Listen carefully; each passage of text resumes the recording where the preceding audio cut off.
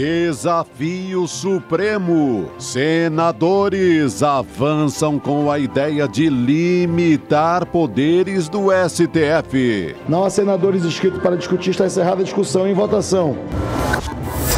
Avança a proposta do senador de mudar a Constituição e permitir a comercialização de sangue. Kids pretos na mira da PF. Polícia Federal investiga a participação de Força Especial do Exército no 8 de janeiro. O ICL Notícias, segunda edição, está no ar. Pelo Brasil, né? Brasil. Selva. Selva. Selva.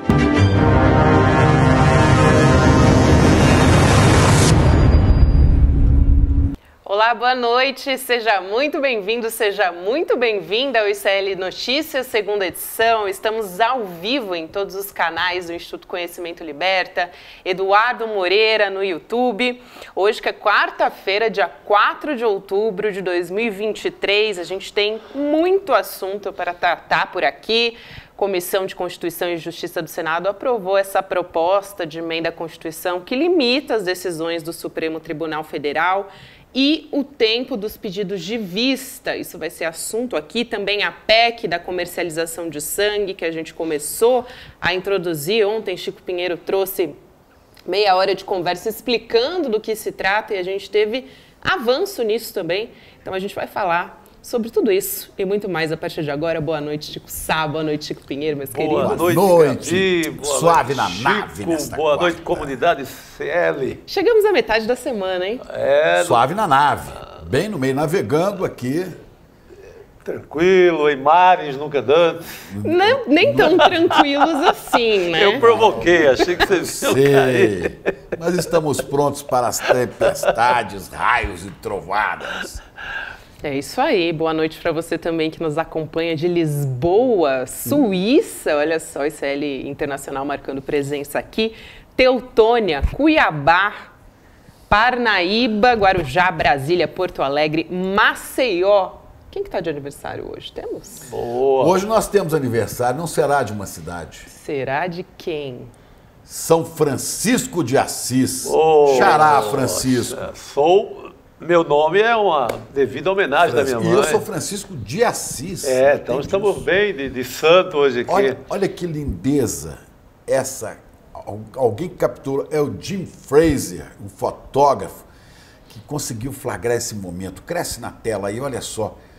Tem uma estátua de São Francisco aí, né? E um passarinho né? Pousou e parece que eles estão conversando, né? Que é o que Francisco fazia, conversava com os bichos, com a natureza. É uma coisa louca, né, Chico? Que maravilha, vamos saudá-lo. 841 anos da morte de São Francisco, 1226. Tem que fazer as contas, é 846. 841 é que estão dizendo, que ele morreu aos 44 anos, morreu novinho. Né? E não era Francisco, você sabia? Não lembro mais dessa história. O nome dele era João, Giovanni. Giovanni, mas o pai dele gostava muito de festa, de beber, encher a cara, cantar, fazer poesia. O pai dele, que era muito rico, lá em Assis, mandou ele passar uma temporada em Paris. Ele voltou louco, só falava da França. E os amigos da farra dele, esse é o Francesco, esse é o Francesco, e pegou, né? Ficou. Só que depois de viver essa farra toda, o coração dele foi tocado pela bondade de Deus, segundo a história, né? Esse aí, ó. Ele larga toda a fortuna, né? Larga, passa num lugar, numa caverna, e vê umas pessoas gritando e batendo um sino lá dentro. Eram os leprosos, os mais abandonados pela sociedade, porque acreditavam que a lepra era uma doença super contagiosa e as pessoas não chegavam nem perto. E Francisco entrou e eles tinham um sino. Quando eles viam alguém se aproximar, eles batiam um sino para chamar a atenção da pessoa. Não venham aqui, que aqui estamos nós. Chegou lá, encontrou homens, mulheres, crianças, leprosos. Que é a hanseníase hoje, né? Como a gente... E um passando frio. Ele tirou a capa rica dele, estava a cavalo, cobriu aquele leproso e vi um brilho no olhar dele, tão intenso, que ele beijou o leproso. E daí ele vai se desfazendo de tudo. E aí eu fiz essa foto aí, tá vendo? Sabe onde é essa foto? Isso é a imagem de São Francisco, uma estátua, né? Com 2 passarinhos de verdade na cabeça e no ombro dele. Isso é exatamente no lugar onde nasce o Rio São Francisco, na Serra da Canastra. Sim. Né? Onde São Francisco, então, tem essa imagem aí que eu vi com os passarinhos. Né? Tem um São Francisco também, quando era criança aí, né? Tem. Você ficou sabendo, Chico Sá? Desse São Capturar Francisco essa aí, foto, conhece? olha aí. Rapaz, Cadê? olha, rapaz. Cadê? Lançando moda ver se alguém com o seu sabe quem- penteado. Isso aí é o seguinte, eu tinha 7 anos de idade. Primeira como eu, não? Não, 7 anos, rapaz, 7 anos. Aí é o seguinte, nas festas franciscanas e também festas de Santo Antônio, os pais nos vestiam de franciscano para ir à festa na igreja, entendeu? E aí pegaram essa foto minha aí, eu com o cabelo de Ronaldinho, né? Ronaldinho, esse pegou cabelo isso Foi aí. ele que Esse se cabelo inspirou em era- Chico Pinheiro, sabia? Era Na grande, Copa. a grande tendência da época, o Ronaldinho copiou depois. Mas É eu encontrei São Francisco de verdade várias vezes, coisa que pouca gente vê. Eu vi e sabia que estava diante dele, como a minha amiga Lu, que fica sempre na portaria dos funcionários da Globo no Rio de Janeiro. Eu me encantei por ela, fiquei amigo dela, eu nunca vi ela pedir nada, mas sempre alguém dava a ela um prato de comida que ela dividia com os pombos. Pombos que muitos colegas, inclusive de televisão, não chegavam nem perto, porque isso é rato de asa, isso transmite 1000 doenças, pode ser que transmita mesmo, mas ela nunca adoece, ela fica ali, é com chuva, é com sol, e a alegria dela é os pombos virem comer na marmita dela, né? Da Lu.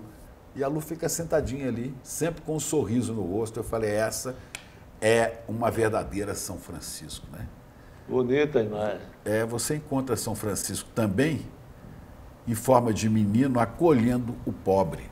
E essa foto eu não sei exatamente de quem é, mas são 2 meninos na escadaria ali do centro de São Paulo. Aumenta a foto aí, olha que coisa impressionante. Olha aqui, né? Sim, que foto.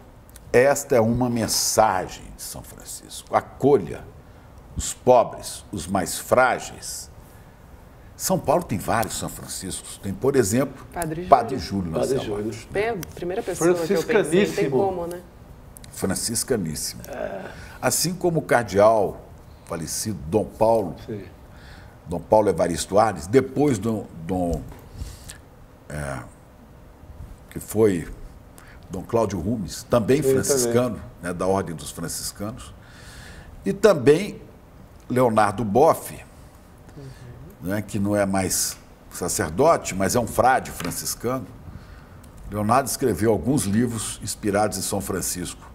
Um é esse aí, a Oração de São Francisco, com a mensagem de paz para o mundo atual.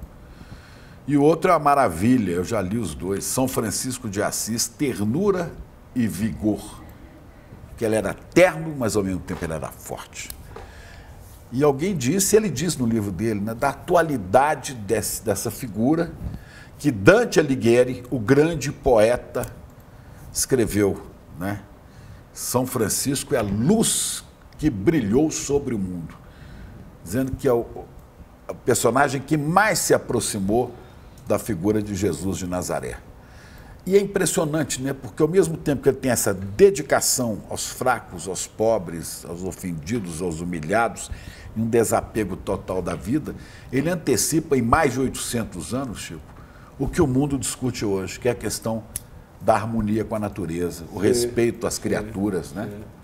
O respeito ao meio ambiente. São Francisco é super atual. Atual pela necessidade de justiça no mundo e atual pela necessidade da gente se harmonizar e tentar salvar a vida humana no planeta. Olha, eu nem digo o planeta, é a vida humana no planeta. O planeta vai existir sempre, né? Então é forte, né? Forte, forte. Todo mundo conhece a oração de São Francisco. Senhor, fazei-me instrumento de vossa paz, que é linda, né? Sim. Mas tem uma frase que me contaram que é a oração feita por São Francisco, que para mim é mais difícil e é que eu tento pensar nela todo dia. E é difícil, mas é forte e bonita. São Francisco diz: sejam bem-vindas todas as coisas. Você dizer dentro do seu coração, sejam bem-vindas todas as coisas, significa que é você aceitar como bem-vinda mesmo aquelas coisas mais terríveis que possam te acontecer. Porque para ele tudo vem da ternura do Pai. É a visão franciscana da vida, do mundo, do equilíbrio. Que bonito isso, Sejam né? bem-vindas todas as coisas. É difícil. É pra gente refletir. Ninguém está mesmo. preparado para isso, né, Chico? Ninguém está preparado para aceitar como bem-vindo aquilo que é sofrimento, né? Mas você tem que acatar isso em você para você superar. Acho fantástico. Então, desculpe ter ocupado tanto tempo com São Francisco, mas é um dever meu com o meu nome e com a minha devoção, vamos dizer assim. Muito bom, vários Luz que comentários brilhou aqui, sobre gente. o mundo, segundo Dante Alighieri. Vou ter que compartilhar Salve, alguns. Chico! Salve, São Francisco de Assis. Salve, Chicos. Nós temos um monte de Chico legal aí, né? Aqui Tem no CL você, a gente tem. Tem você, Tá cheio. Instituto Chico Liberta, dizem. Que tem o o verdadeiro nome é esse. tem você, O Edu também é devoto de São Francisco, então. tem o outro nosso Chico, o Chico Alves, né? Chico Alves, queridíssimo. Tem o Buarque de Holanda, tem o Papa Francisco. Olha, tem um monte de Chico legal aí. Opa! Muita gente vendo a sua foto de vestido de São Francisco quando era criança, disse: eu achei que era o Guga Noblar. Não, gente, não era o Guga Noblar, não. Ali é o Guga Noblar hoje, né? Tá a cara do Guga Parece Noblar o Guga hoje. Noblar, muita gente falou aqui. Aí a Nívia falou: que gracinha, Nívia Maria Gomes, que gracinha, Chico Pinheiro vestido de São Francisco. Lucas Domingues, 2 Chicos falando sobre São Chico. Que bonito. Pois é. O Carlos também dizendo: parabéns, Chico, por essa reflexão sobre São Francisco. Muito São bom. Francisco é um rio que passou e que passa na nossa vida, né? Sim. E o Ceará tem muita coisa de Francisco, né? De São Francisco. São Francisco do Canindé. Com 8 anos eu estava lá de Batina, pagando uma promessa, que nascia ali Na meio, cidade de meio Canindé. avariado. Você ia, rapaz? São Francisco do Canindé. Pois é. Fui ali no banco de uma rural pagar essa promessa. Eu acho que é dos nomes mais usados no Ceará é Francisco, né? Francisco Assim como e na- Cícero, por causa do E Padre Cícero. Cícero. São 2 nomes. Bom, vamos embora, né? Vamos Falar embora também com a dos... bênção de São Francisco. A gente fala sobre São Francisco, começa, né, reflexivo, e aí a gente dá uma exorcizada também um pouco no nosso Brasil, porque a situação não tá fácil por aqui também.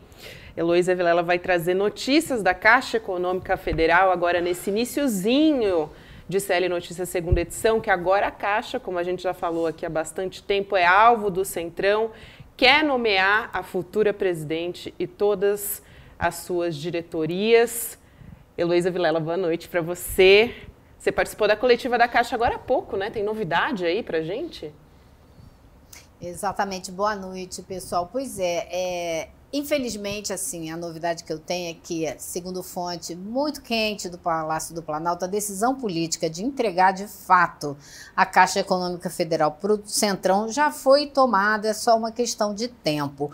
Hoje a gente estava esperando que a Câmara votasse aquela medida para cobrar imposto dos investimentos fora do Brasil, dos offshores, daqueles fundos exclusivos no exterior, e ela não votou, mas tudo indicava que ela iria votar. E é uma votação que, dependendo dela, né, Arthur Lira vai mostrar resultado, vai dizer que tem os votos, e em troca vai pegar a Caixa que já está prometida e que ele está esperando já faz algum tempo. Era uma medida que ia sair ali quando houve aquela pequena reforma ministerial e o presidente Lula segurou a Caixa, claro, porque ele tinha um objetivo muito claro, que era aprovar toda a agenda econômica do governo. E esses fundos, a taxação desses fundos é fundamental para fechar as contas do orçamento e do arcabouço fiscal do ministro Haddad. Então, ao que tudo indica, vai sair essa medida, ela será votada, e assim que ela for votada, a Caixa passa para o Centrão. É uma questão de dias ou semanas. Mas a presidente da Caixa, a Rita Serrano, que é uma funcionária de carreira, tem 34 anos de Caixa Econômica, foi eleita pelos colegas para o Conselho da Caixa. Ela deu essa entrevista hoje e, claro, a primeira coisa que eu perguntei foi justamente sobre essa entrega da Caixa para o Centrão. Como que a empresa fica? Ela tem como internamente resistir a abusos, né, que a gente pode ver acontecerem depois que ela for entregue para o Centrão. Então, vamos ver o que ela disse. Eu sempre disse o seguinte, que é uma excrescência, né? Primeiro, porque nós não estamos falando de uma pessoa que tenha renda. Nós estamos falando de um benefício. Olha só, gente, deixa eu interromper um minutinho para a gente ter um contexto correto. Essa primeira resposta é ela falando a respeito do consignado da Caixa, que foi aquele programa que o ex-presidente Bolsonaro usou eleitoreiramente, fez esses empréstimos baseado no auxílio para pessoas que não tinham renda, só para ganhar a eleição. Então, essa foi a resposta dela, que esse programa era uma excrescência. É porque é tão adequada para outra resposta, né? É tão adequada para a tomada do Lira, tomada da Caixa, que eu achei que era em relação ao Lira. Vamos ver então o que disse a Rita Serrano. Desculpa. Só uma coisa, para a gente ver o perigo disso, Elô. Veja só, a Caixa Econômica tem 4.200 postos de atendimento, entre agência e postos. É o banco que tem, de longe, o maior número de clientes no Brasil. São 150 milhões de clientes. 150 milhões de clientes. Segundo é o Bradesco, com 104. Você vê, tem metade a mais do que o Bradesco. O Bradesco tem 2/3 do que tem a Caixa. Então a Caixa tem cliente no Brasil inteiro, é quem paga aposentadoria, é quem paga Bolsa Família, é a Caixa que paga fundo de garantia, é a Caixa que financia casa própria. Então todo mundo cai na mão da Caixa. Auxílio doença, qualquer coisa. Agora você imagina isso na mão desses deputados do Centrão, 4.200 agências num país de 5 mil e poucos municípios, isso na mão do Centrão, num ano que vai eleger prefeitos e vereadores. Quer dizer, o deputado do Centrão daquela região vai levar aquilo, botar no colo do prefeito, os prefeitos poderão ser reeleitos pela força que a Caixa tem, e depois, daqui a 3 anos, vão reeleger esses deputados. Quer dizer, um ciclo vicioso. A gente não se livra dessa praga. Não. Entendeu? E vai ser de porteira fechada, né, Lu? É a Caixa e mais 12 vice-presidências. Ela vai falar disso na outra resposta. Vamos ouvir essa, porque depois a gente vai dar uma dimensão do tamanho da Caixa. Primeiro do consignado, então, né, Lu, que você acabou de explicar também. Vamos lá ver. Isso. Eu sempre disse o seguinte, que é uma excrescência, né? Primeiro, porque nós não estamos falando de uma pessoa que tenha renda. Nós estamos falando de um benefício, e o nome já era, né? Auxílio emergencial, né? Então, era um auxílio emergencial. Então, não era uma renda, que é diferente de um consignado do salário ou de um aposentado, né? Que tem uma renda, né, fixa. Então, ele era sobre um auxílio emergencial. Você endividou essas famílias foram endividadas para cobrir a taxa, o risco da operação, porque ela tem um risco, né, que é óbvio, né? Se é um auxílio, e a pessoa pode, como uma parte já até saiu, né, deixou de receber esse auxílio, o auxílio virou Bolsa Família, né, mas ela deixou de receber, então, por conta desse risco, a taxa de juros, ela é uma taxa de juros, era alta, né, perto das outras taxas do consignado, então você endividou essas famílias com uma taxa de juros mais alta. Tem também agora, Elô, ela falando como que funcionava o nível ali das relações na gestão passada também. Vamos assistir esse vídeo também para a Elô comentar. Eu brinco aqui, viu, que uma das coisas, é ridículo que eu vou falar para vocês, mas era o que acontecia aqui, que eu falo para os empregados. Hoje, na Caixa, todo mundo pode usar a gravata da cor que quiser e a roupa da cor que quiser, porque, inclusive, havia aqui uma proibição de que as pessoas usassem gravata vermelha ou roupa vermelha. O nível aqui das relações de trabalho eram essas. Então, hoje eu digo que a primeira medida foi que pode se utilizar. Gente, não poder usar uma gravata vermelha? Pelo ridículo.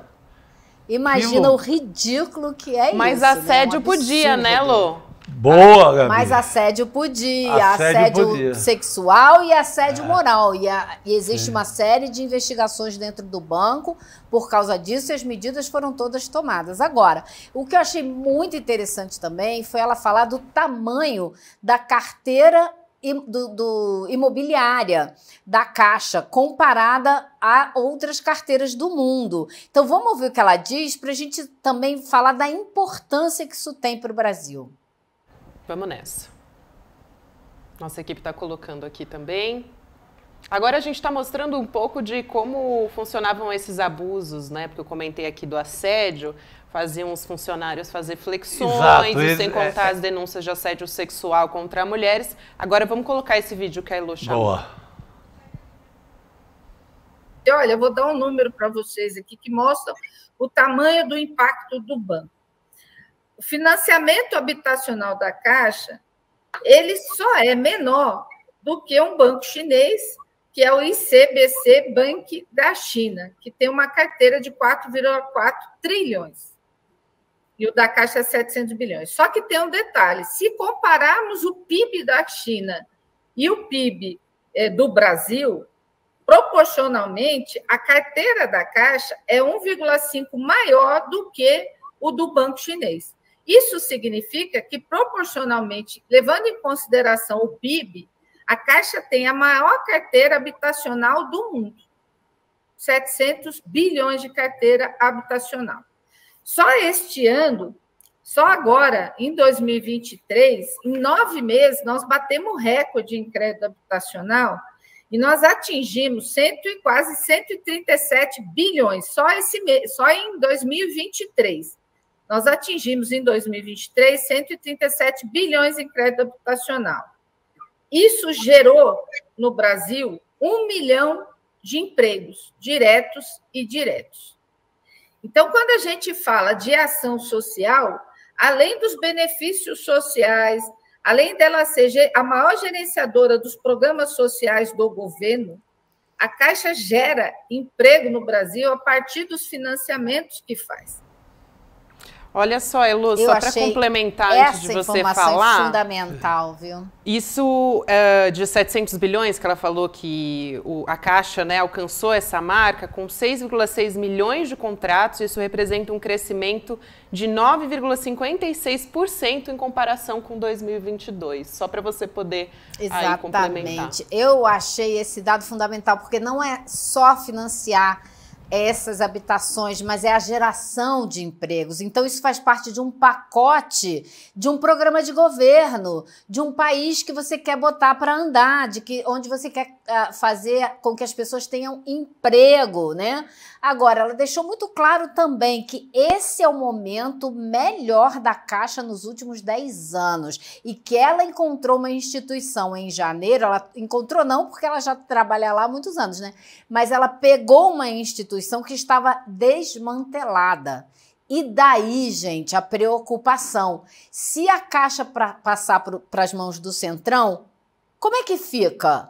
A Caixa vai resistir? A Caixa vai sobreviver ao uso que pode ser dado a ela para fazer justamente o que o Chico estava falando, financiar campanhas, favorecer prefeitos, impulsionar outros partidos políticos que vão fazer oposição ao partido do presidente Lula?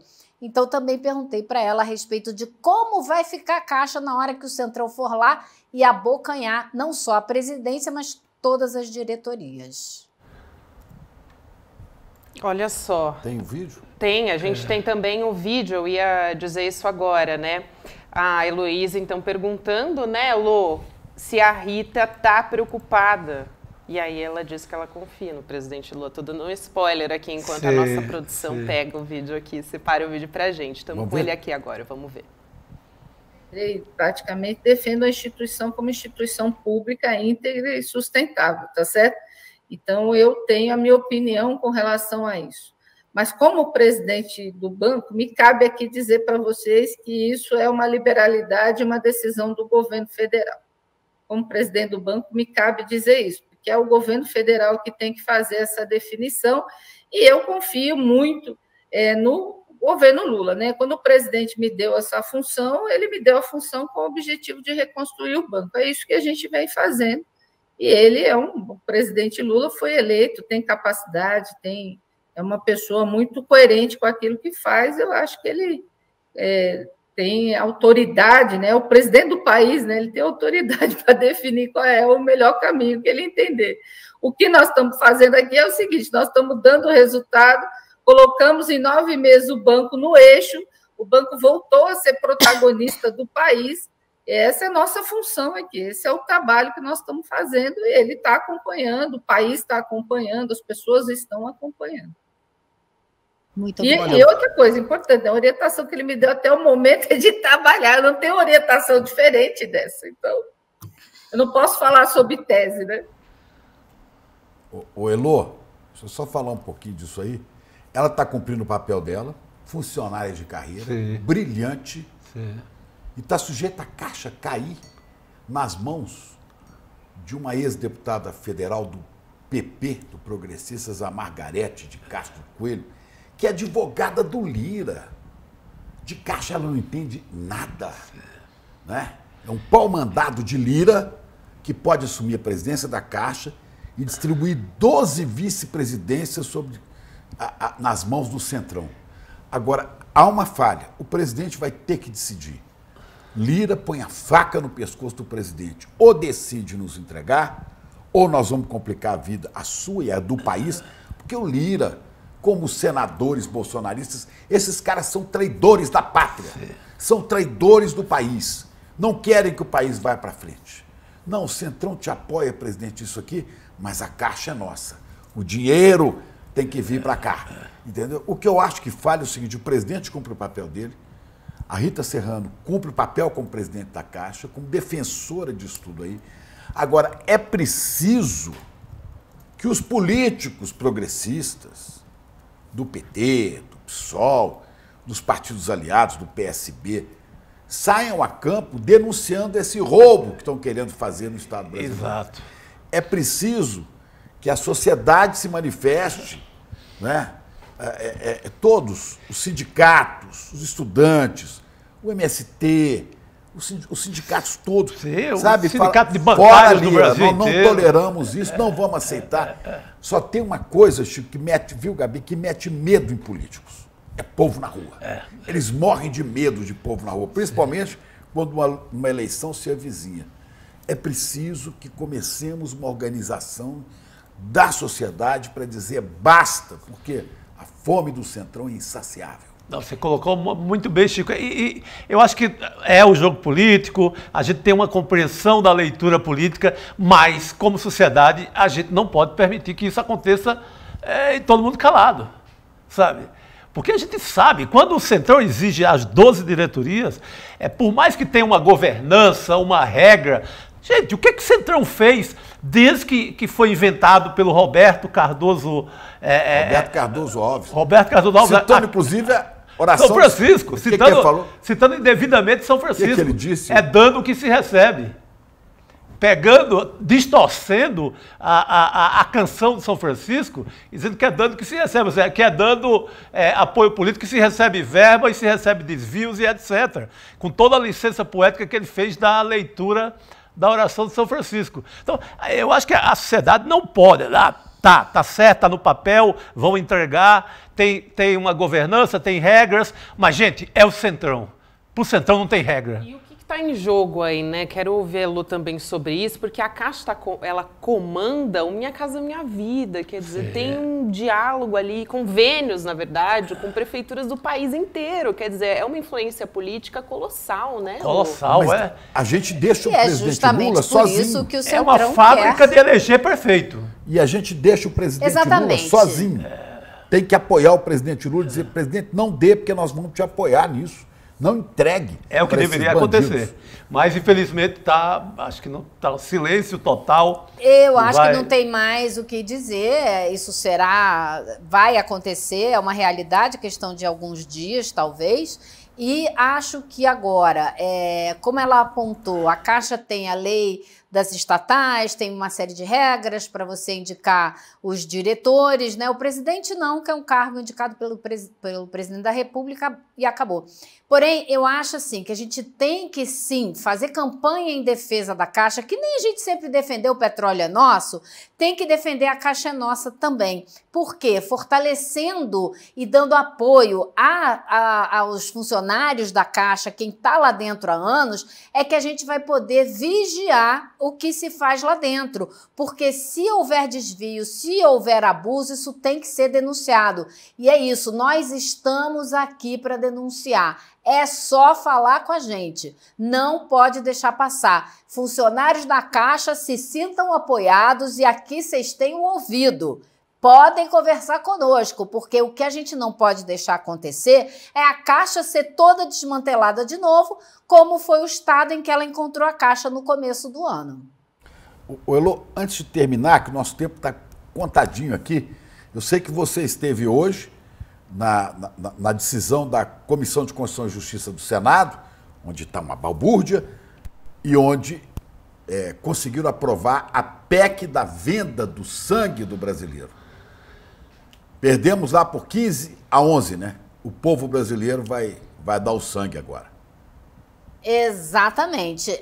Perdemos por 15-11 na Comissão de Constituição e Justiça, mas isso ainda tem que ser votado no plenário. Houve uma verdadeira manobra hoje. O presidente do PSD, que é um partido da base aliada, que tem 3 ministérios, Agricultura, Pesca, Indústria e Comércio, manobrou ali, trocou alguns deputados. A Elisiane Gama, por exemplo, foi substituída pelo Petecão e nessa troca-troca de pessoas conseguiram aprovar. Agora, o senador Humberto Costa, que está muito à frente dessa luta para impedir essa privatização do sangue brasileiro, está muito confiante de que não vai passar no plenário do Senado.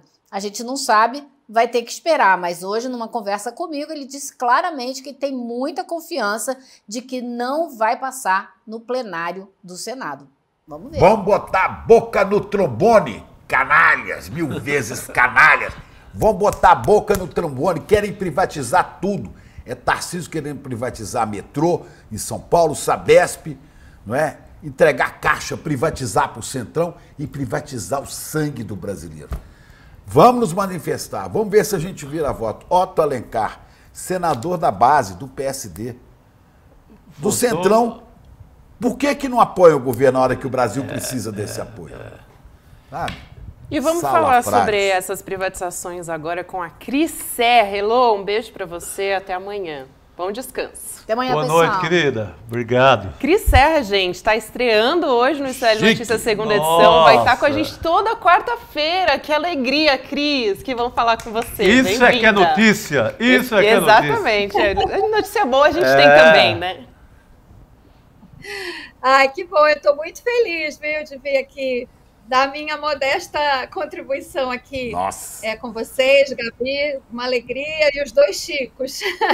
Obrigado. Que coisa boa, querida. Excelente, a Cris é maravilhosa. Estou muito feliz, Cris, de ter você aqui com a gente.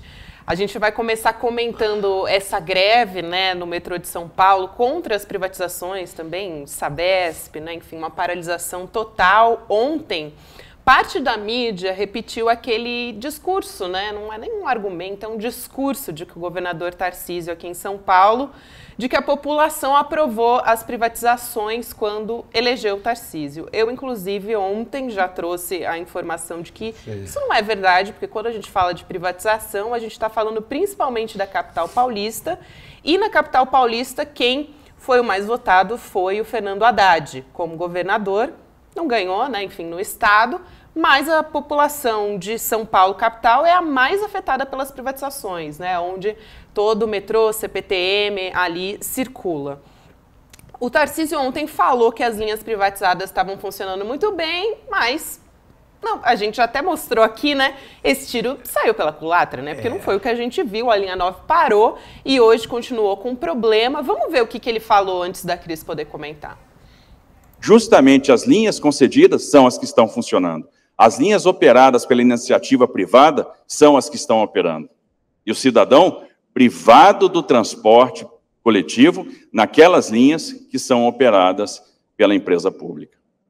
Isso só reforça a convicção que nós estamos indo na direção certa, que nós temos sim que estudar. Enfrentamos esse debate no momento das eleições, nós sempre colocamos com muita clareza, com muita sinceridade, enfrentando todo o ônus que tem que ser enfrentado naquele momento, a nossa convicção que era importante estudar para que a gente pudesse recuperar a capacidade de investimento, trazer mais capital, melhorar a qualidade do serviço. Então, a gente nunca se omitiu, a gente está fazendo exatamente o que a gente disse que ia fazer, e, gente, nós estamos estudando. Iniciamos estudos para verificar a viabilidade financeira, para verificar se a gente pode prestar um melhor serviço. Em todo o processo de desestatização, em todo o processo de concessão, existe um momento da consulta à população, faz parte do rito.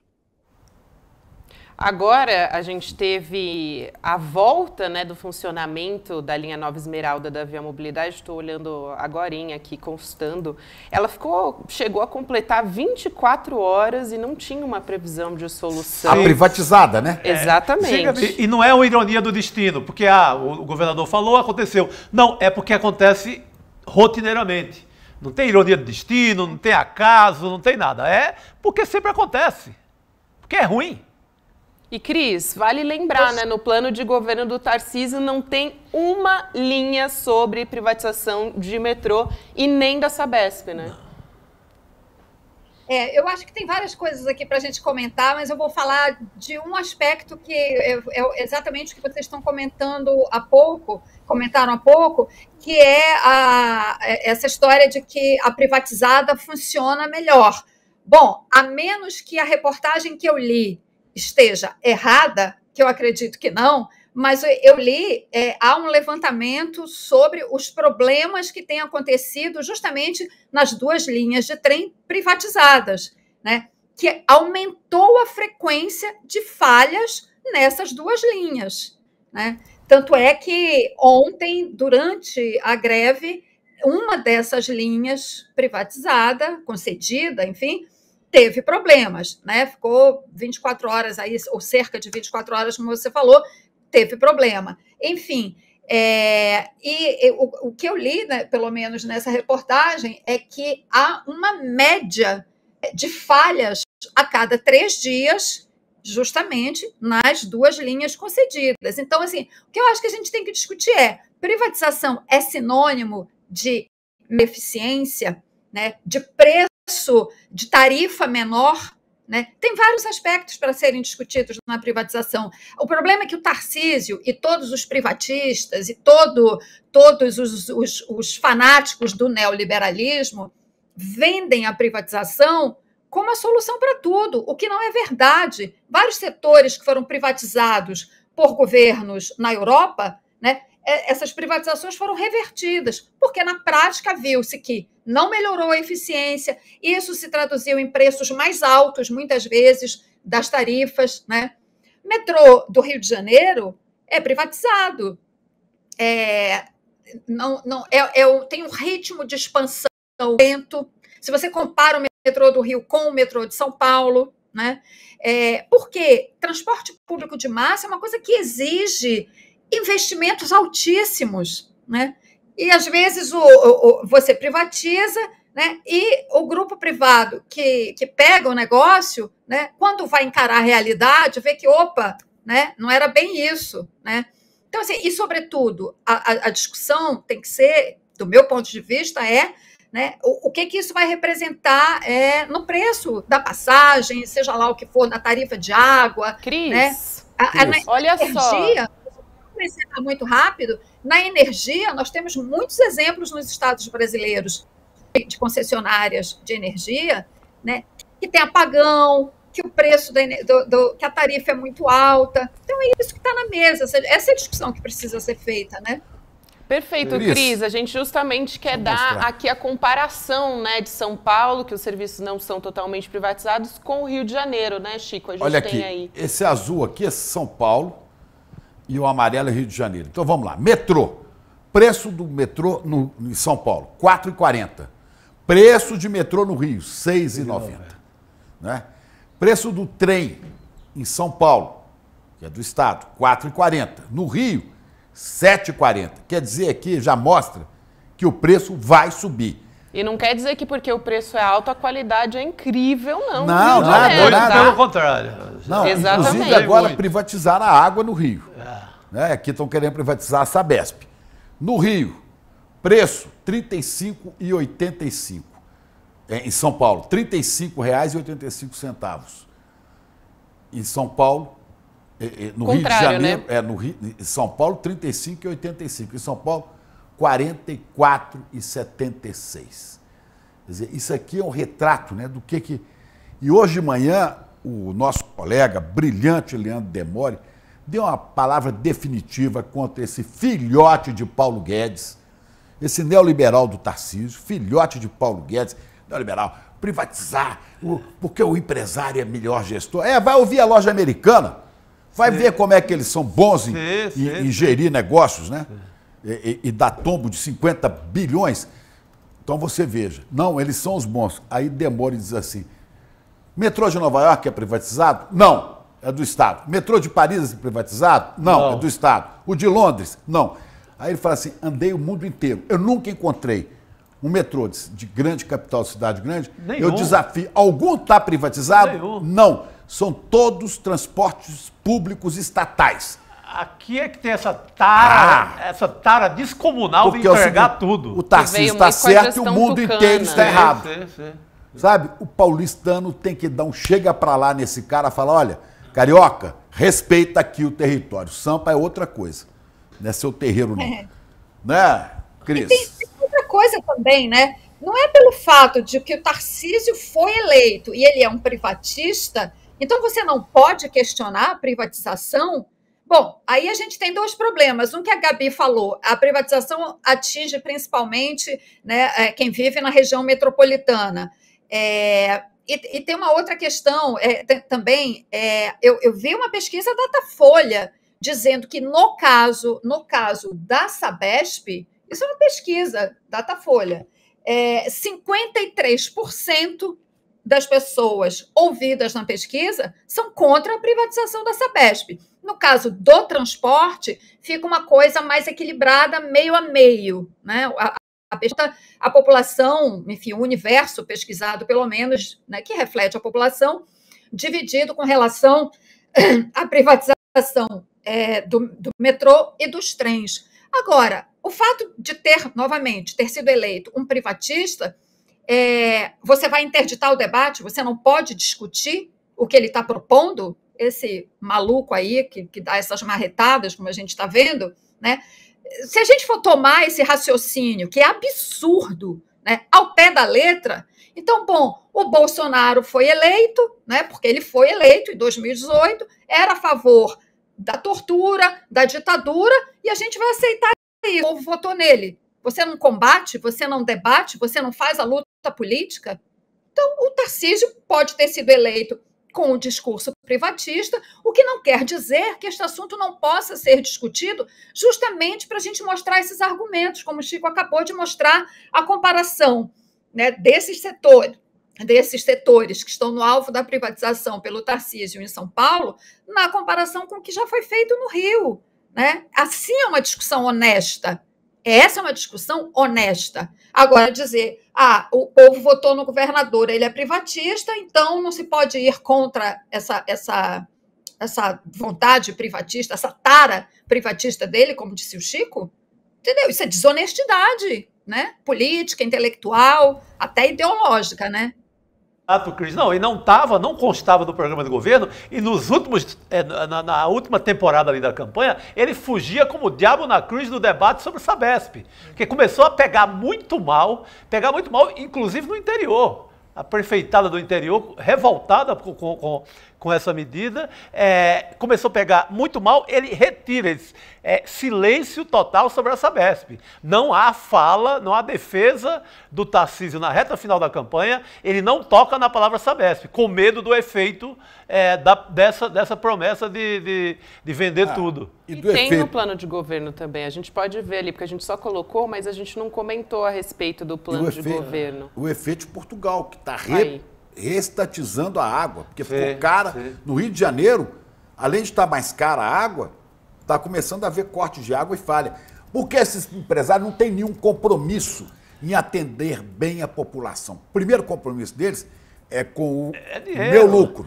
Porque eles, Helga nos lembra aqui, nossa colega Helga Simões, nos Estados Unidos o transporte é tudo público. Sim, não é a meca do capitalismo? Então sigam o capitalismo. Onde é que vocês tiraram? Que eles tanto amam, né? Eles tanto amam, né, Chico?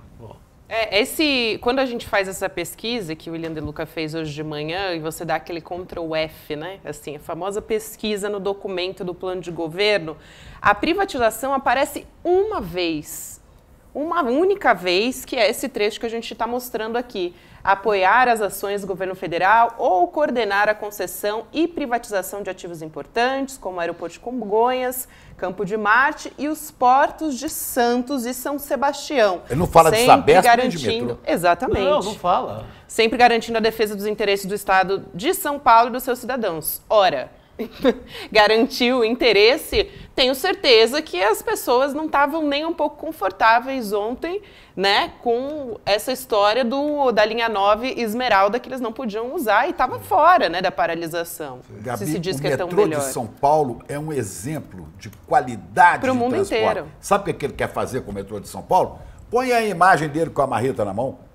Olha o que ele quer fazer com o patrimônio público. Olha lá, é isso que ele quer fazer. Olha o ódio que ele tem do patrimônio, da coisa pública. E vale dizer, só para fechar a história do plano de governo, que eu também pesquisei a palavra Sabesp no plano de governo e simplesmente não tem nenhuma citação. Não, eles estavam morrendo de medo no final da campanha, porque passou a pegar muito mal. E não foi eleito com voto dos paulistanos, não. Não foi eleito com voto de muita gente do interior, muita gente do agro e do ogro. São Paulo, capital, ele perdeu tudo. É importante isso, né, Cris? A gente dar uma olhada, colocar uma lupa nesse plano de governo, porque é a ferramenta que o candidato tem para se comunicar com a população e dizer qual que é a intenção dele. E agora vem dizer, mas todo mundo encampou, né? Quando elegeu o Tarcísio, concordou com a privatização. Mas concordou com o quê, gente, se não estava no plano de governo? Como assim?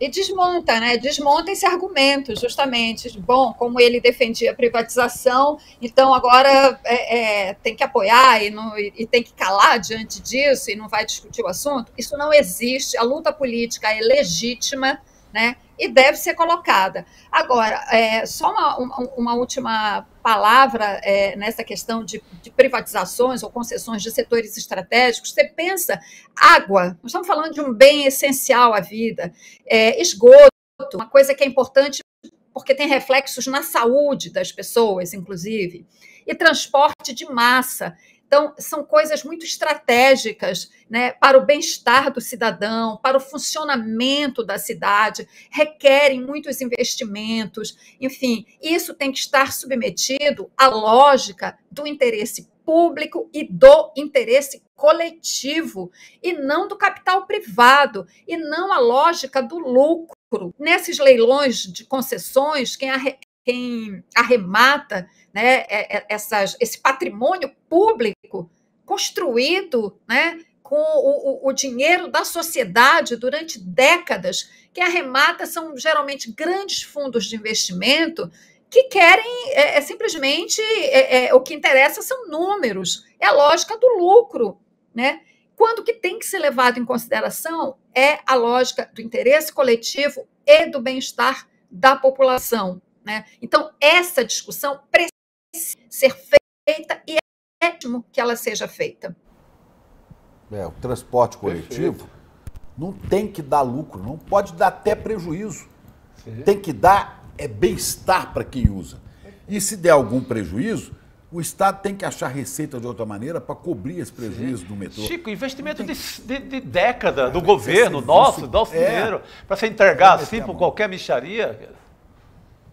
Cris, olha só, quero te agradecer muito. Estou muito feliz aqui de ter você do nosso lado. O chat aqui tá em polvorosa, viu, gente? Ah, que maravilha, Cristina Serra, seja bem-vinda, querida. Olha, tá todo mundo muito feliz que você tá com a gente agora, viu? Um beijo para você. Eu também. Eu também, pessoal. Então, quarta-feira temos um encontro marcado. Sim. Oh, que bacana. Quarta nobre no ICL2. As quartas agora vão ficar melhores. Sim. A gente com a companhia luxuosa de Cristina Serra com a gente toda quarta-feira. Que reforço, hein? Quem tá chegando aí? Quem tá chegando é Guga Noblar, né? A gente vai falar sobre os kids pretos com Guga Noblar. Hoje ele que tá remoto com a gente. Guga, a Polícia Federal tem indícios fortes de que os kids pretos, né, que são as forças especiais do Exército, a gente vai, claro, entrar nessa se você não acompanhou nos últimos dias com a gente, eles que foram os primeiros a entrar no Congresso Nacional, estavam em pontos estratégicos na Praça dos Três Poderes durante o 8 de janeiro, nós já falamos aqui sobre isso, e a revista Piauí fez uma longa reportagem mostrando como que eles atuam, indicando as evidências de que eles estavam realmente na linha de frente das invasões. Inclusive, a gente fez uma arte baseada nessas informações que a gente vai colocar aqui também. Mas, Guga, quero que você já entre nessa história, né? Que indícios fortes são esses que tem a Polícia Federal? Pois é, quem primeiro ligou os pontinhos... Como sua voz tá meio baixinha, Guga. Você consegue aumentar um pouquinho o seu áudio? Agora melhorou, agora melhorou. Beleza. Ah, tá. Obrigada, Guga. Beleza. Olha, se der algum problema, tanto de áudio quanto de vídeo, me avisem, por gentileza, que hoje eu não estou em casa, estou viajando. Mas olha, de fato, quem ligou primeiro os pontinhos dessa história foi a revista Piauí, que percebeu que o modus operandi da invasão na Praça dos Três Poderes seguiu um método, teve uma metodologia. E essa metodologia é aquela que é ensinada nas forças especiais. E aí, depois dessa reportagem agora, por conta das investigações da Polícia Federal, eles estão percebendo que, de fato, sim, tinha militar no meio. Não só estava no meio, como estava na frente, como eram eles que estavam na linha de frente, incentivando, acenando, trazendo os buchas de canhão para a invasão, criando o método, a forma de se invadir. A partir dos depoimentos de muitos daqueles que foram presos, são mais de 1.200, alguns estão fazendo acordos de não persecução penal, a partir do depoimento dessa turma, eles perceberam que sim, que tinha militar ali no meio, que eles é que estavam, inclusive, liderando a invasão, ensinando como invadir, ensinando como reagir diante de gás lacrimogêneo, diante de algum tipo de repressão policial, como se sair daquilo.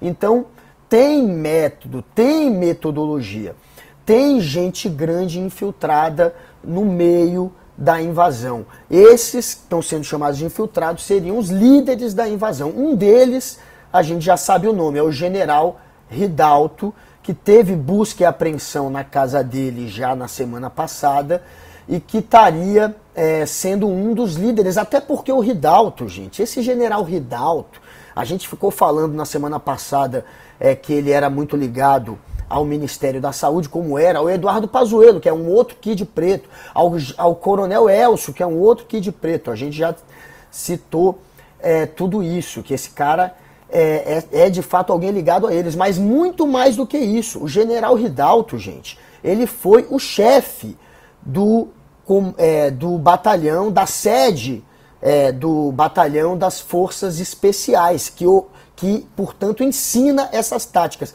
Ele não foi só um Kid preto, ele foi o chefe dos Kid pretos por um momento. Ele foi o que ficou na chefia da sede do batalhão que organiza essas forças especiais. E sabe onde fica a sede? Em Goiânia. É aquele mesmo batalhão que estava sendo colocado o Mauro Cid na sequência. O Mauro Cid, ele ia ser o chefe, como já foi o general Ridalto, do batalhão que exatamente ensina essas táticas e forma esses militares que são considerados a nata do militarismo. O Bolsonaro, inclusive, tentou virar um desses agentes das forças especiais, desses militares. Seria uma espécie de Mossad, de KGB, seria como se fosse o nosso serviço secreto. Ele tentou entrar, o Bolsonaro, mas acabou reprovado 2 vezes. Porém, Pazuello, o Hamilton Mourão, o coronel Elcio, que foi flagrado num telefonema com o major Ailton, organizando um golpe, falando em 1.500 pessoas que poderiam ser colocadas militares para dar um golpe. E tem o Mauro Cid, o próprio Mauro Cid. E o Mauro Cid, além do general Ridalto, que foi chefe deste grupo, o Mauro Cid iria se tornar o comandante desse batalhão. E aí teve aquela confusão toda. O Lula mandou retirar a indicação. O então general Arruda, que era o comandante do exército, se negou, e foi essa a desculpa usada pelo Múcio, ministro da Defesa, depois para afastar o general Arruda. Na verdade, queriam afastá-lo porque ele já tinha ficado do lado dos golpistas no momento, logo após o golpe, quando ele impediu que eles fossem presos. Então, ali já tinha quebrado a confiança. Mas, depois que ele se negou a retirar a indicação de Mauro Cid para o batalhão das Forças Especiais, que comanda os Kid Pretos, aí sim ele perdeu o comando do Exército. Então, olha a situação. General Ridalto, essa turma toda ligada ao Bolsonaro, fazem parte desse grupo, os Kids Pretos. Esse grupo Kids Pretos, agora, segundo as investigações, e não só os jornalistas, que estava à frente, que usou os métodos que são ensinados ali para fazer a invasão. E quem ia se tornar o chefe dessa turma ia ser o Mauro Cid, esse que está preso, porque esteve preso, mas está com tornozeleira, porque participou de uma série de supostos crimes cometidos por Jair Bolsonaro, inclusive tentativa de golpe. Então essa é a situação. Olha, os caras que estavam na frente da ocupação, da invasão, aqueles canalhas, bandidos, guerrilheiros, eram oficiais do Exército, de uma certa elite do Exército. Atenção, ministro Zé Múcio, atenção, general Tomás Paiva, isso vai ficar deste tamanho? São oficiais da reserva e da ativa, Kids Pretos. Tem que pegar esse pessoal e meter na cadeia. Entrega essa turma logo para a sociedade saber quem são esses que invadiram, mascarados. Sim. Primeiro, pegando extintor para quebrar. O Chico Sá pode mostrar para a gente aqui. Não, Chico, se há uma intenção de limpar o Exército, se há uma preocupação, começa daí. É a coisa mais fácil do mundo. Pega isso e joga Chico, fora. Explica isso aí para nós. Você acompanhou isso bem. Ah, tá. Não, esses caras, o Guga já deu uma pequena aula aí de que são eles. Esses caras são os kamikazes. As impressões digitais deles aí. Eles são os kamikazes do Exército. Eles entram em missão, como eles se orgulham, para matar ou morrer. Tem essa picaretagem que é em nome da pátria. A gente vai ver se é em nome de Bolsonaro, não é em nome da pátria, né? Pelo que eu sei, Bolsonaro não representa nada. É em nome da selva deles. Exatamente. Então, mas é a turma barra pesada, Chico, que entra para matar ou morrer, que entra em missões mais arriscadas, em dispersões de público, numa operação como essa, dessa quebradeira. Eles são a vanguarda, eles são os que chegam primeiro e abrem caminho, aí no caso para a turma da bucha de canhão entrar depois. Então é esse grupo. Bom, Exército, quer limpar? Tá na mão, é fácil, né, Guga? Exato, Chico. Esse é o ponto. O Exército agora tem na manga uma carta que pode ser sacada para servir de álibi, para limpar a barra de todo o Exército. Agora queima os Kids Pretos, usa esses Kids Pretos como uma espécie de bode expiatório, porque não tem só os Kids Pretos, teve forças policiais, tem mais militares no meio. Mas se eles forem para cima dos Kids Pretos, eles já poderão saciar de alguma maneira a sede ou a fome de justiça que os brasileiros aclamam e querem de qualquer maneira. A gente vai cobrar, os brasileiros vão cobrar. Então, ir para cima dessa turma é uma maneira de aplacar essa sede de justiça, é uma maneira de se fazer justiça e de cortar na própria carne. E esses daí, gente, estavam na invasão. Eles estão tentando descobrir todos os kids pretos que participaram da invasão. Tem os kids pretos que incentivaram a invasão. Tem que ir, é gente de alta patente, de fato. Aí sim tá pegando gente das forças especiais. E de alguma maneira isso aí pode limpar um pouco a imagem do exército. E esses indícios dos kids pretos, né, essa granada mesmo, que foi mostrada há pouco, o apelido dela é bailarina, porque é o tipo de granada que não para. Quando você joga, ela fica quicando e andando entre as pessoas. É claro que é proibido a venda dela. Então, quem tem esse tipo de granada é alguém que tem acesso a armamento militar. Por isso que essa granada é tão importante também. Você, olha, essa granada não tem como você comprar ali numa lojinha da esquina. Se essa granada foi usada, é porque tinha militar que tem acesso a esse tipo de artefato que participou. Então, tem além dessa granada também aquela história da grade. Eles pegavam as grades, aquelas grades que eram usadas para contenção, e usavam como escada, juntavam de tal maneira que você só consegue juntar se você tem treinamento. Você não consegue pegar uma grade e ligar na outra, você nem criaria isso na sua cabeça, essa possibilidade. Mas é um método de treinamento dos kids pretos para invadir locais, você usar exatamente aquilo que era para servir de contenção como um método de invasão. E aí você junta aquelas grades e elas viram uma escada. Só que para fazer isso, claro que é só alguém treinado. Então fica muito óbvio. Eles deixaram as impressões digitais dos kids pretos. Eles usaram armamento como essa granada, que só o kid preto teria. Eles usaram as escadas que eles criaram, que só os kids pretos criariam isso. Eles também souberam como reagir à polícia, usando, por exemplo, o extintor para de alguma maneira diminuir o efeito do gás lacrimogêneo. Eles sabiam como reagir, e a maneira como eles reagiram e agiram deixou óbvio o DNA e a marca desse grupo dos kids pretos. E aí você vê nas imagens quem? Os kids pretos. Um deles muito bem identificado, que é esse general Ridalto, e que teve o celular apreendido, e a partir do celular dele pode ser que muito mais gente também seja descoberta aí no meio dessa trama. Muitos outros kids pretos agora temem o que esse celular pode entregar. Perfeito, Guga Noblar. Só para a gente ressaltar aqui mais uma vez, a gente já falou a respeito disso, mas toda essa descoberta, esse jornalismo investigativo aprofundado, foi uma reportagem do Alan de Abreu, da revista Piauí. Vou me despedir de você, Guga. Obrigada aqui por ajudar a gente a entender esse contexto, né? A gente espera que todas essas evidências aí nos levem, né, ao objetivo, que é entender tudo o que aconteceu e chegar nos mandantes. Sim, mapear um a um desse povo, dessa turma toda aí. Um beijo, Guga. Até amanhã. A gente espera aqui. Obrigado, até amanhã. Boa noite. Boa noite, Guga. Obrigado. Tchau, Guga. Valeu. E sobe a tensão entre o STF e o Congresso. A gente vem falando a respeito disso, mas hoje a Comissão de Constituição e Justiça do Senado aprovou uma proposta de emenda à Constituição que limita as decisões do Supremo e o tempo dos pedidos de vista. De acordo com a PEC, a proposta de emenda à Constituição, decisões individuais dos ministros não poderão suspender leis de alcance nacional, nem atos dos presidentes do Senado e da Câmara. O texto segue agora para o plenário da Casa. E detalhe, viu? A proposta ela foi aprovada em 42 segundos, gente. Meu Deus do céu. Como é que pode, né? Vamos ver como é que foi o encaminhamento com o senador Davi Alcolumbre?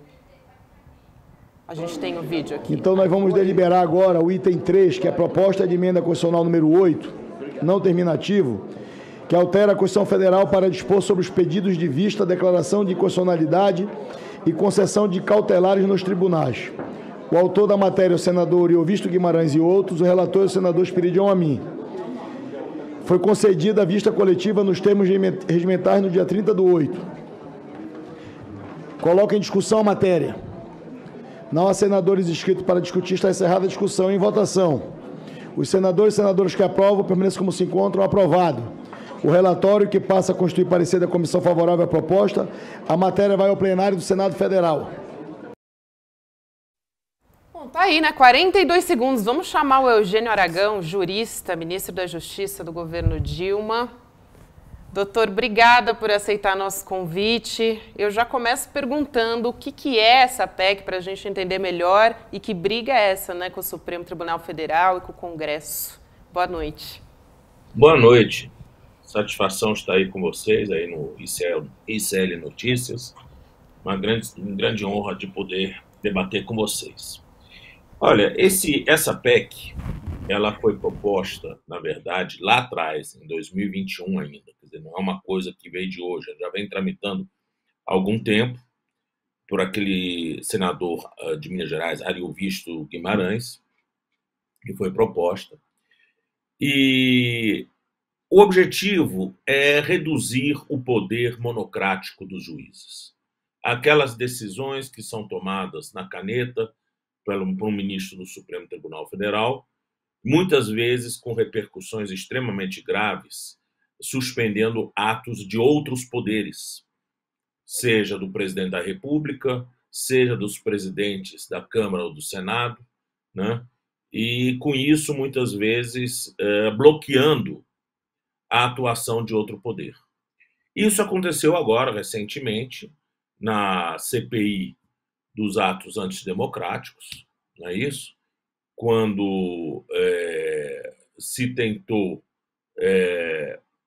quebrar os sigilos bancários e telemáticos e celular do então diretor-geral da Polícia Rodoviária Federal, e o ministro Cássio, numa canetada, impediu a comissão de ter acesso a esses dados, né? Mas outros casos também já houve em várias comissões de atos monocráticos, de ora um impedindo um de depor, ou dizendo que não precisava depor, e muitas vezes criando uma tensão muito grande no funcionamento dessas CPIs. Nós sabemos que as comissões parlamentares de inquérito têm muito de teatral, né? É quase como um tribunal do júri.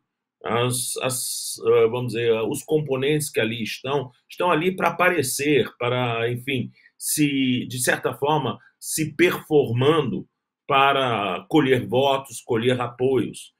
Então, a gritaria sempre é muito grande. Então, mexer com CPI é mexer com ninho de vespas, né? E o Supremo tem feito isso com relativa regularidade ultimamente, que tem surgido essas CPIs muito polêmicas, como essa, por exemplo, do MST, como a dos atos antidemocráticos do 8 de janeiro, como também outras CPIs, por exemplo, como das apostas eletrônicas esportivas, né? Então, são CPIs que estão trabalhando, criando um ambiente já por si só de tensionamento. E aí, quando o Supremo Tribunal Federal vem através de um ministro, não é ato coletivo, né? Ele só piora essa situação e dá palco, na verdade, para os mais aguerridos, aqueles mais esquentados, de saírem deblaterando, gritando e xingando o Supremo Tribunal Federal. É um ambiente de extrema tensão que nós estamos vivendo hoje no cenário político. Chico Pinheiro, eu só queria a sua avaliação, porque parece que é uma chantagem dos bolsonaristas. Aquilo que eles não conseguiram no 8 de janeiro, com os arruaceiros, estão tentando conseguir agora, usando a Câmara e o Senado, com a conivência do presidente da Câmara, Arthur Lira, e do presidente do Senado. Sim, do Pacheco, que entrou agora nessa... Que entrou também ali numa disputa junto com o Alcolumbre, que quer voltar a ser presidente do Senado. Então precisa fazer o trabalho bolsonarista. E o Pacheco, que já me disseram que está pensando numa vaga no TCU, porque não teria muita chance de se reeleger por Minas Gerais. Há um jogo político aí dos bolsonaristas em cima do Supremo. Por que do Supremo? Porque está nas mãos do Supremo, inclusive do ministro Alexandre de Moraes, os atos golpistas, que envolvem investigações que envolvem deputados e senadores. É para dar um chega para lá logo. Hoje aprovaram Em 42 segundos, esse Davi Alcolumbre aprovou na Comissão de Constituição e Justiça a tramitação de uma PEC que está parada lá, ó, há 2, 3 anos. Fez lá para dizer para o Supremo, tá vendo? A gente vai limitar vocês. Sejam bonzinhos conosco. Eu estou vendo uma chantagem, desculpa a expressão, mas é uma sacanagem, comandada pelo centrão da Câmara, pelo centrão bolsonarista do Senado, para conseguir fazer o que os golpistas do 8 de janeiro não conseguiram, cozinhando a longo prazo, em fogo brando. Eu acho que é uma chantagem. Hoje foi prova disso, 42 segundos, para meter a mão no Supremo. Olha, o Supremo, Chico, que nos salvou com a vacina, obrigando a vacina, o Supremo que nos salvou de um período de trevas de Bolsonaro, né, e garantiu a posse do presidente Lula, né, eu estou vendo isso como chantagem. Você ia falar alguma coisa, eu te interrompi. Não, concordo contigo. Queria a opinião do doutor Eugênio. Eu escrevi um artigo sobre isso uns dias desses daí, que acabou sendo publicado no 247. E precisamente dizendo isso. Quer dizer, na verdade, o que nós estamos vendo hoje é uma orquestração. Tá? Há uma orquestração muito clara contra a democracia, contra as instituições, e boa parte dessa orquestração está saindo também de setores do Congresso Nacional. E aí nós temos, na verdade, 3 grupos. Né? Nós temos aqueles bolsonaristas de raiz, né? Os fascistas propriamente ditos.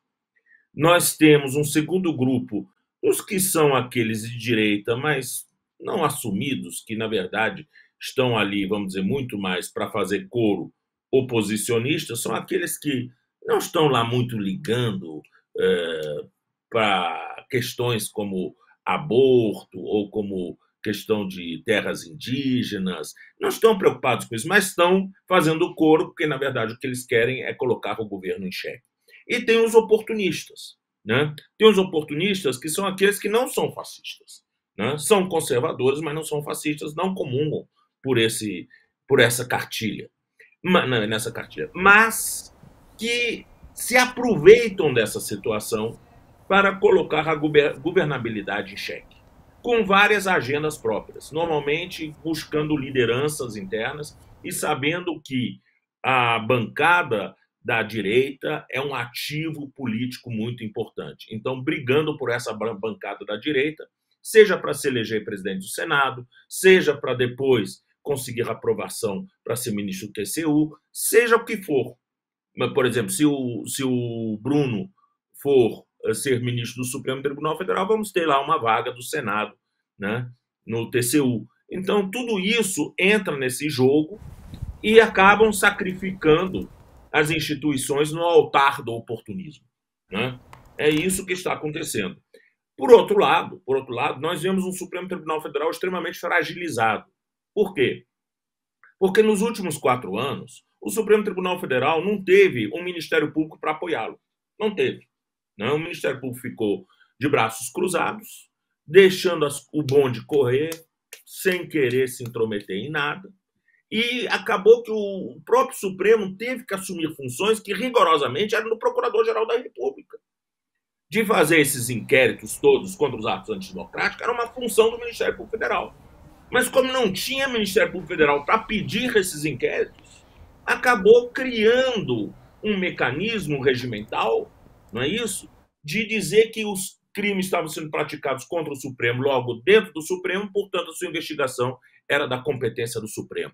E com isso, o Toffoli, na época, então, nomeou Alexandre de Moraes para levar adiante todas essas investigações. E ainda bem que nós tivemos Alexandre de Moraes. Agora, é evidente que Alexandre de Moraes está carregando um fardo muito pesado, né?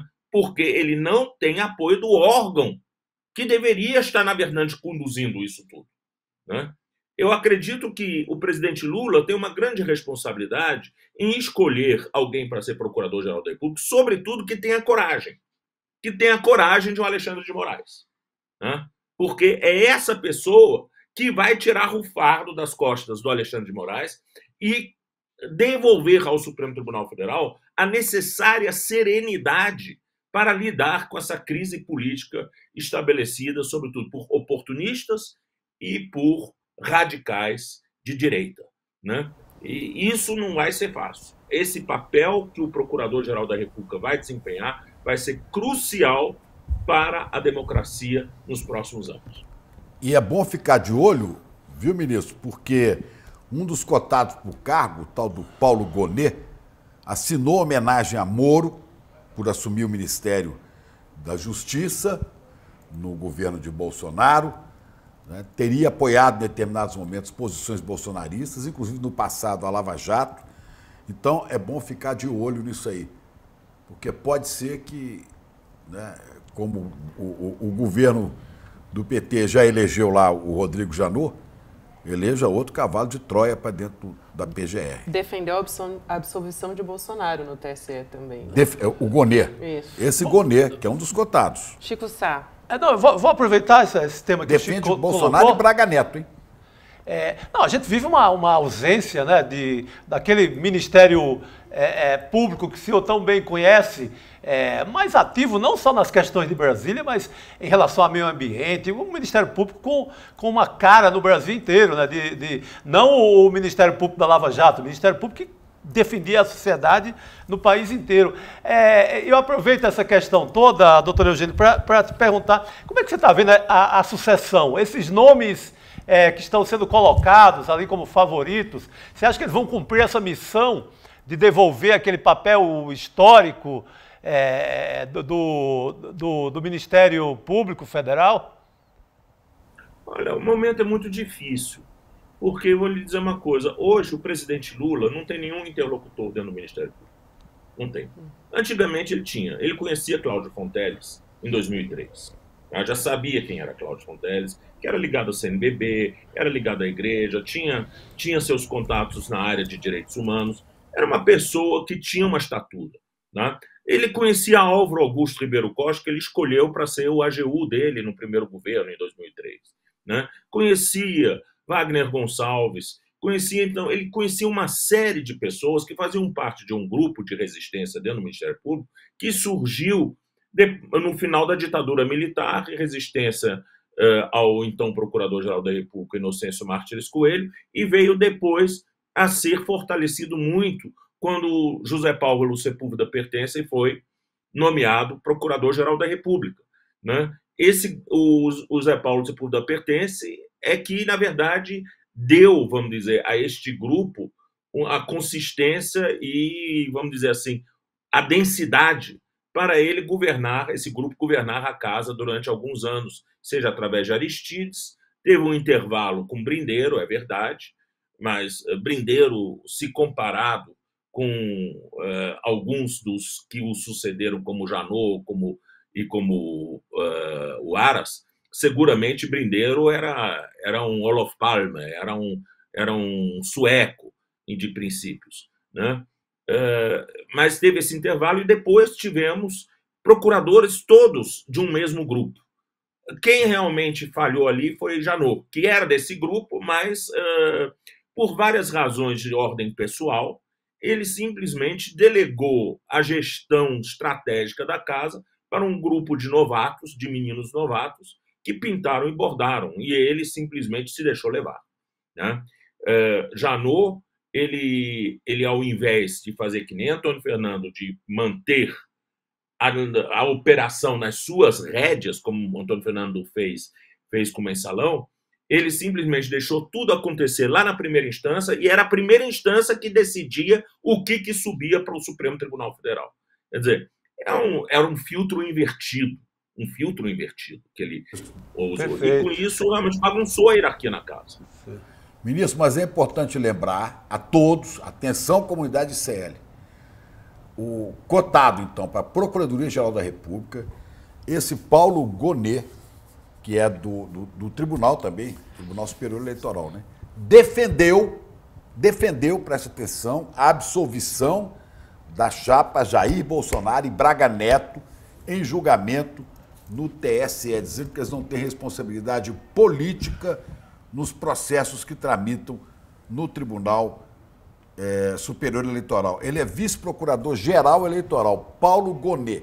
está defendendo Braga Neto, Bolsonaro, já fez elogios a Moro quando Moro virou ministro da Justiça. Sim. Quer dizer, essa figura aí tem que ser mirada e vetada. Isso não pode assumir um cargo tão poderoso como é o de Procurador-Geral da República. Agora, eu queria aproveitar, o ministro daqui a pouco, a gente, na verdade, vai ter que ir embora, né, que o programa está acabando, mas eu não queria deixar de ouvir o ministro a respeito da punição envolvendo os réus do 8 de janeiro.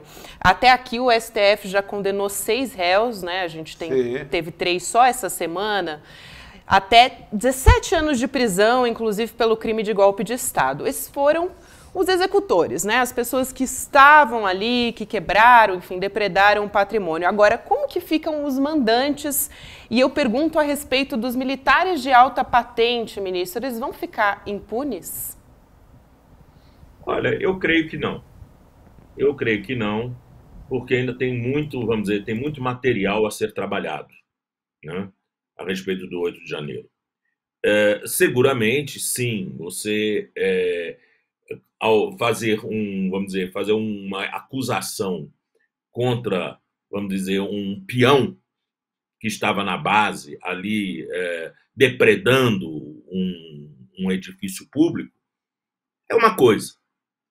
Você promover uma acusação contra quem não estava no teatro de operações, estava por trás dele, articulando, né, é muito mais complicado, porque as provas são mais sutis.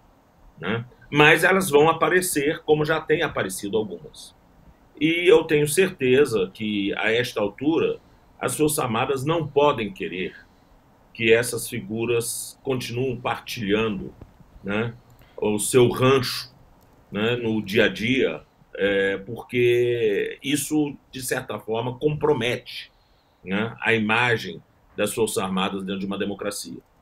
Agora, nós não estamos vivendo tempos normais. Não estamos vivendo tempos normais. Nós sabemos que o presidente Lula tem recebido, inclusive, de gente dentro do governo, deve ter sido provavelmente gente ligada ao Ministério da Defesa, a recomendação de não reinstituir a comissão dos mortos desaparecidos, né? E isso, a meu ver, se ele não o fizer agora, ele talvez não consiga mais fazer. Eu acho que o momento de enfrentar essas questões é no início do governo, em que ele realmente tem autoridade de sobra para mostrar, né? Se deixar isso para depois, o desgaste natural do cotidiano governamental pode enfraquecê-lo, né? Então, nós estamos num momento muito crucial de saber como é que esses próximos anos vão andar. E nós sabemos que a direita está ativíssima, né, nas redes sociais, né, nas reuniões que eles estão fazendo. Nós só ganhamos essa eleição por 1,8%, portanto, é um problema muito grande vamos dizer, essa clivagem social que nós estamos vivendo no Brasil, né? E o Lula precisa de gente forte do lado dele, precisa de pessoas que realmente enfrentem esses desafios sem medo, né? E sem medo também da exposição midiática, né? Porque muitas pessoas têm medo de ficar mal na fita, né? Não querem enfrentar por isso. Isso não pode acontecer. Quem estiver na linha de frente sabe que está no momento de uma batalha crucial, né? E isso daí eu acho que, de alguma forma, deverá orientar as escolhas do presidente Lula, tanto para o Supremo quanto para o Ministério Público Federal. E acredito que ele está demorando exatamente por isso, porque ele deve estar querendo encontrar alguma pessoa que tenha esse perfil e, ao mesmo tempo, seja realmente da sua confiança. Na sua confiança não no sentido de que vai fazer o que ele quer, vai ser subalterno a ele. Não, não é isso que o Lula quer.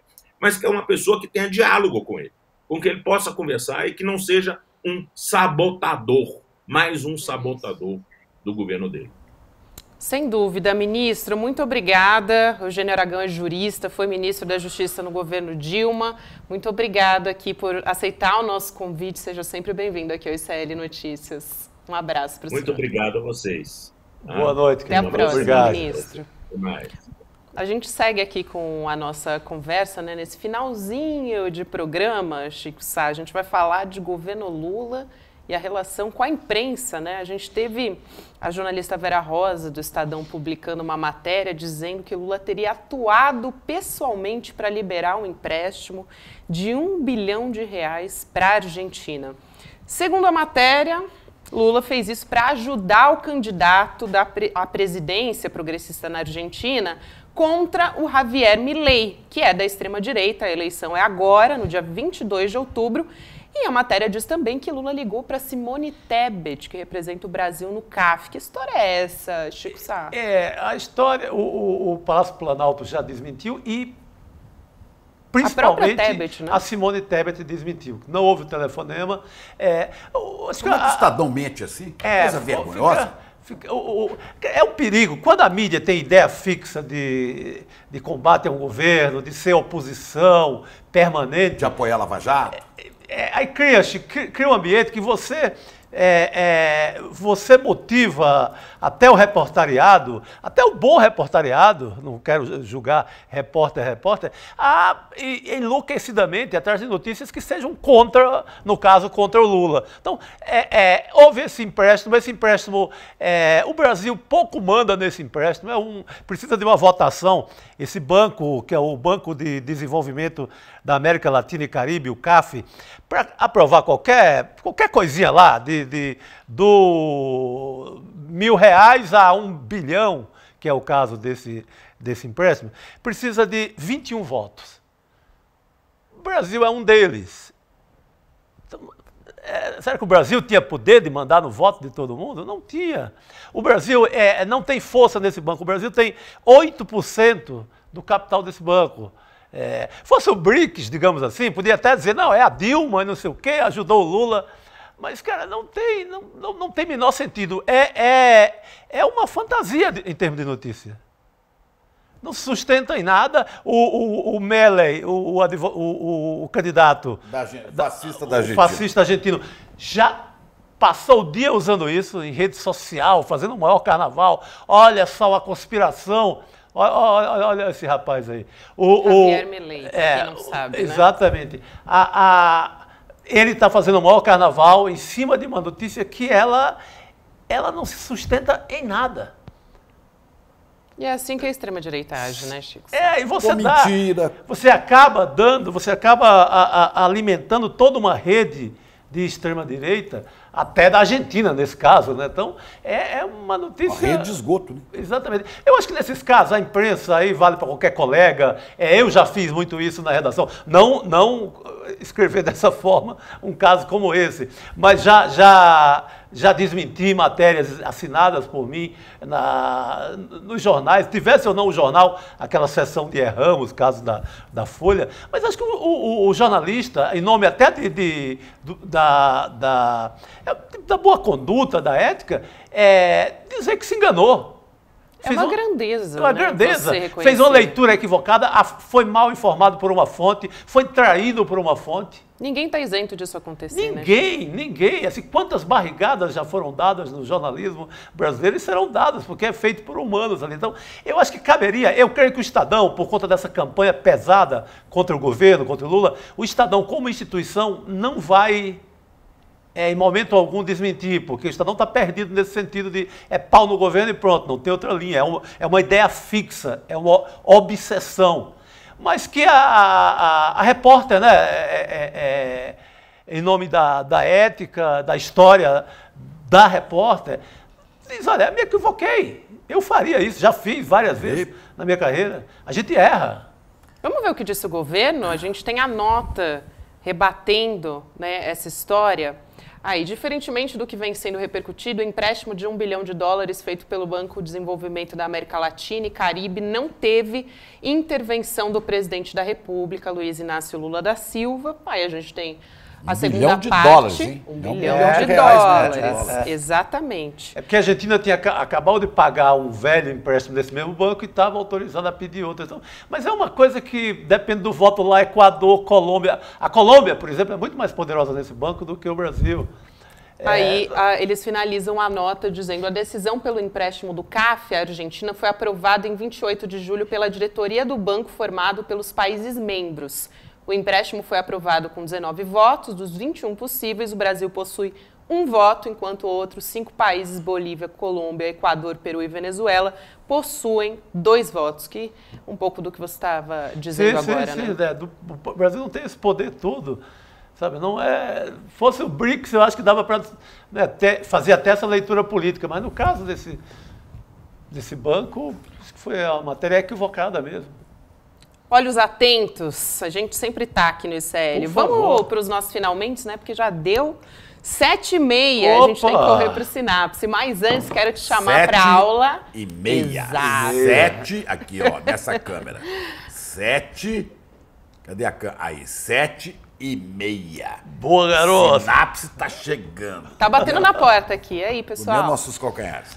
Aula aberta e gratuita com o Edu Moreira. É o último recado que eu te dou por aqui. 3 regras para investir com os resultados. Edu Moreira, então, vai te explicar, vai, né, trazer aí como você entender essas regras essenciais para ter resultado nos seus investimentos. Inclusive, se você é iniciante, esse curso vale para você também, dia 10 de outubro, às 8 horas da noite. Anota na sua agenda, mas também se inscreve para você poder assistir. edu1.com.br/N2. E agora sim, a gente vai para o Sinapse com os queridos Robertinha Garcia, César Calejon, entrevistam Silvia Nascimento, jornalista e head de conteúdo do Mundo Negro. Muito bom, vou acompanhar também essa entrevista. Excelente. Ligadíssimo, vou para casa. É isso aí, viva São Francisco. Isso aí. E viva São Francisco, viva São santo Francisco. do dia. Viva a ciranda de Lia de Itamaracá. Essa ciranda quem me deu foi Lia, que mora na ilha.